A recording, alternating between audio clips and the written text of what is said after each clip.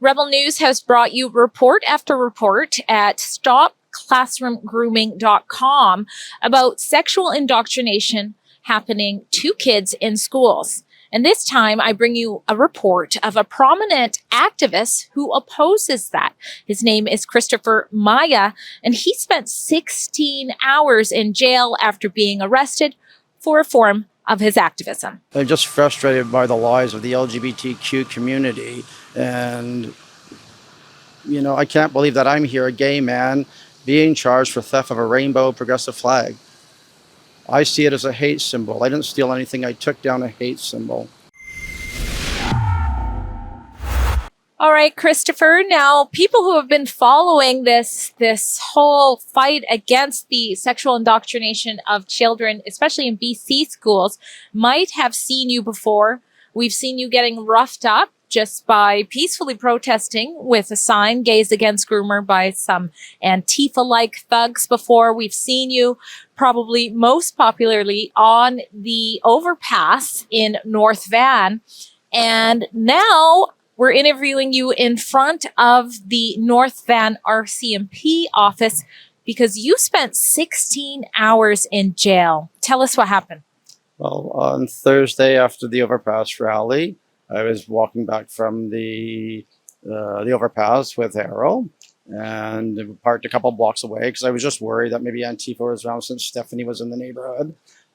So I was approaching back to my vehicle. I noticed an RCMP vehicle higher up on the street. And I said to Errol, oh, that's funny, RCMP are there. I got out my phone. I put my Facebook Live on to document the incident. And sure enough, the RCMP, they started driving down the hill. And I didn't realize as I turned behind me, there's also two RCMP behind me. At that point, I'm handing my phone to Errol, and the police come to arrest me and say I'm under arrest for theft and mischief. The cabinet under arrest for mischief and theft. Mischief and theft. Oh, great. Want to take this, Errol? Take it. Film it. Under arrest for what? Mischief and theft. You need your cell phone, sir. It's part of my investigation. No, take it. Don't give it to him. I do not comply. I do not comply. To that guy. I do not. So I do not comply. I do not comply. That's And if I don't? property, you're going to be under arrest for obstruction. Oh, for sake. Unbelievable. Yeah. Okay. So like I said, that phone was with him in his pocket. It's his property. So we're going to need that phone because that needs to go with him. Okay? So if you don't give us that phone, you're going to be under arrest for obstruction. That's amazing. Okay? Thank you. Don't thank me. Now, we'll get back to what's going on now that you've been released and what it was like in there. But you mentioned a name, Stephanie, that probably needs some introduction for some. You're seeing her on the screen. I call her an Antifa queen of sorts because when she's around, often are Antifa thug-like characters. Yet for some reason, the state-preferred media keeps interviewing her as though she's a pillar of love and peace for the LGBTQ community. The timing of your arrest isn't lost on me because it happens to be the afternoon, late afternoon of the same day where earlier in that morning, there was a media interview with Stephanie and then a statement from the RCMP. Let's start with some of that interview. If we force injection, we have to make sure that doing so does not infringe on anybody's charter rights. Queer and trans people have rights as well. Charter rights are for everyone in Canada. In a statement, the ministry said it wants the RCMP to act. Quote, enforcement of the order is the responsibility of the police. We continue to ask the police to act on the injunction to provide for the safety of the traveling public. The police need to enforce it, and they're failing queer and trans people by failing to enforce it.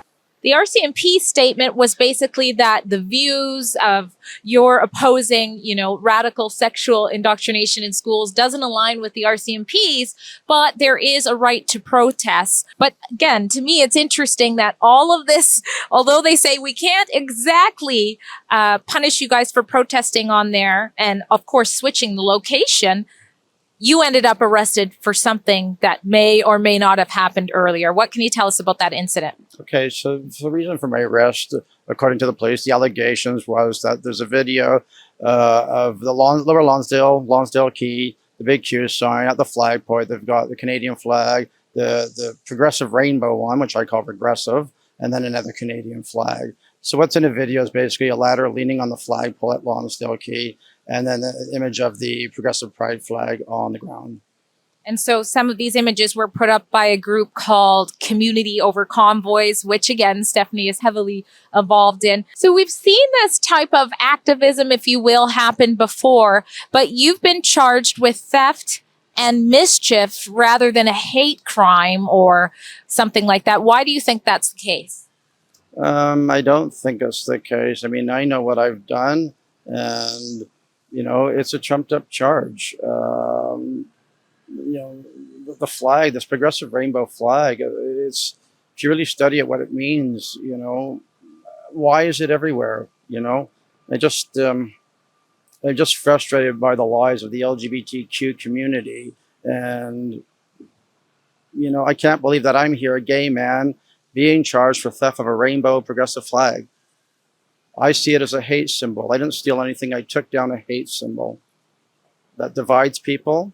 It's not about inclusivity. It's actually about separating people and preventing people from coming together, and real unity and diversity. Well, that symbol is one of a handful of flags that are in front of this RCMP building right now. No surprise, actually, the RCMP's side on this issue. Just recently, you can see footage here on the screen of them having a strip dance or a drag queen performance on tables, exactly where you want your taxpayer dollars to go. Now, one of the things here we saw in the video we've shown here is that they did seize your phone. They said they did so for investigation. That is something that officers can do in this situation. While we were here today, you went inside to try to get your phone back. What can you tell us about that? So we just tried to go inside to get my phone back, saying it was a legal seizure. He went away with my file number, come back, and basically just saying it's still part of their investigation, and you'll get it back, after court or whatever. So they're not giving me back my phone. Well, we'll keep following up on this story, but what can you tell us about what's next? Do you have a lawyer? Do you have a court case coming up? Yes, so I don't currently have a lawyer. I'm looking for a lawyer. My court date here in North Van is July 13th. And how are you feeling about that? I'm looking forward to my day in court to tell the world what's really going on here.